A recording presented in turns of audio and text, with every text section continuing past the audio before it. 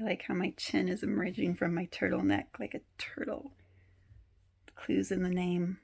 The turtleneck. It's very warm.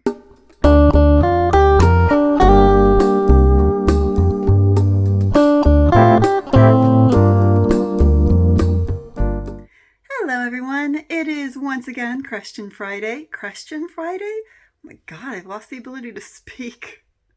Question Friday.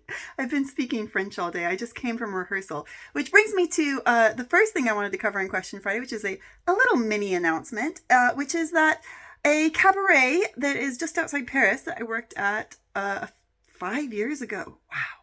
Had a dancer who had to leave before the end of their season and they needed a replacement for 4 months.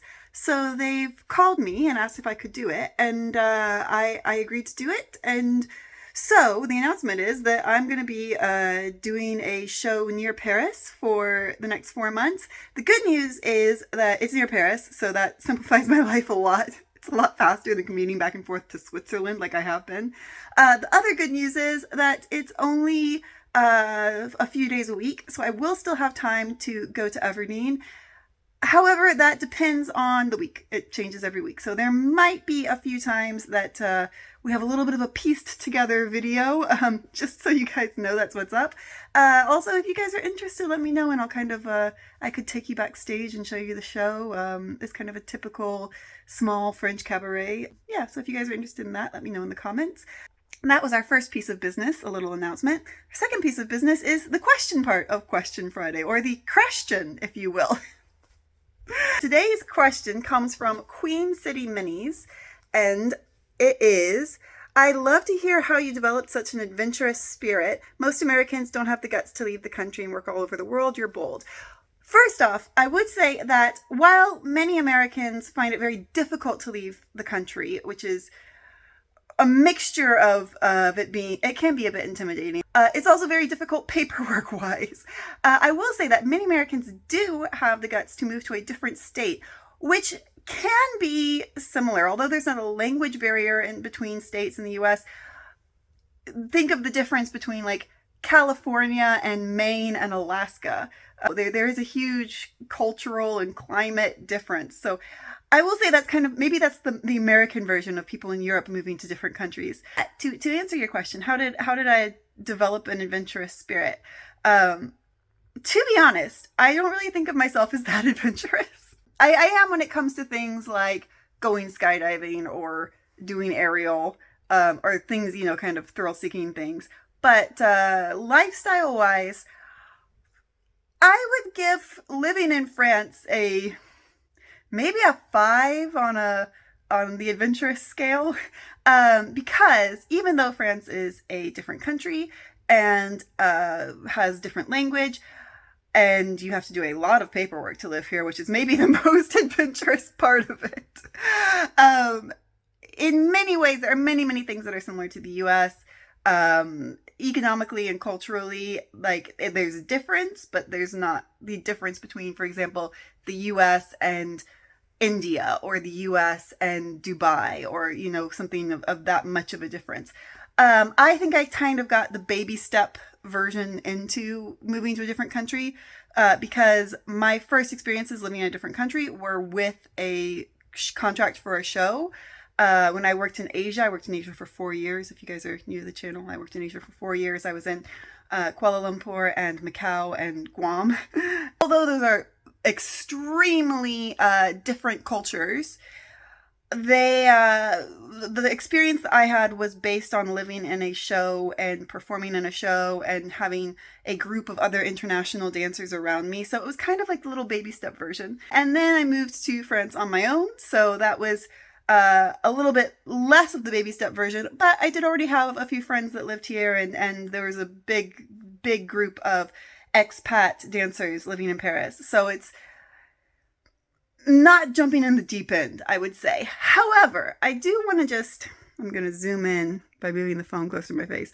Actually, I'm just holding the phone with my hand. My arm's getting really tired. Actually, I would just like to say that it's interesting to me, and maybe you guys can talk about this in the comments a little bit. I would really like to know everyone's thoughts on this. It's interesting to me, what do people find intimidating about moving to another country? I can understand how moving anywhere is a bit intimidating because you have to find a place to live, you have to move all your stuff, you have to meet new friends and kind of revamp your social circle. You probably have to have a new job. So I can understand like the concept of moving in general can be intimidating. But apart from the language barrier, I think that there's actually not a huge difference between moving to another state or moving to another country. In France, I've had very few experiences that I would qualify as scary. In fact, almost kind of none. The scariest thing that I could say is being worried that I'm going to mess up my visa paperwork somehow and get deported, which Laurent can tell you I worry about a lot. But that's not really a super rational worry. It's kind of a phobia that's not really founded in facts. I would say that other than that, there really haven't been that many things that I would find scary or intimidating. There's a process of obviously learning the language, which is an ongoing process, I think, for your whole life. If you speak a second language, you're always trying to get better in it. But also there's a process of learning the culture. For example, I once did a show not long after I moved here that I would just kind of walk into the dressing room. Everyone would already be there because I was the last person in the show to go on stage, so I didn't need to be there as early. And I just kind of walk into the dressing room. I'd probably, when I walked in, I was like, "Hi, everyone." And in France, that is considered not exactly rude, but just like not polite, because you're supposed to go to everyone in the room and do the bisou and say bonjour, ça va. I will never get used to this because it does take a full 5 to 10 minutes. You do have to plan extra time to do bisous to a large group of people when you arrive places. But it's just a cultural thing that you just have to learn. But most people in most situations, knowing that you're not from the country that you're living in, are willing to give you the benefit of the doubt and just be like, "Oh yeah, they just, she just doesn't know about that part of it." Other than that, there's always organizational things like how to rent an apartment, how to set up a bank account. But again, that's something that many places do offer in English. As a native English speaker, I have an advantage because that is kind of the international language. It's much easier for me to navigate the world than someone whose native language is like Serbian. And in general, I just haven't found that many things that were scarier than moving in general. I think the only real thing has been trying to do high stakes paperwork in a second language and occasionally trying to live in a second language. But I think that if you are interested in living in another country, first off, you should definitely try to go there for an extended period of time, like a few weeks or a month, and just try to see how it feels to you. But I also don't think you should let fear be a big factor in your decision. If you can sort things out financially, job-wise, accommodation-wise, and sort out all the logistical things, I think that fear shouldn't really be a big part of the equation. Although I'm very flattered to hear that you think I have an adventurous spirit. I also think that it's more just a matter of trying something and being willing to make mistakes and keep at it until you work out some kind of life that makes you happy. And I think that's a good advice for like kind of anyone who's living anywhere.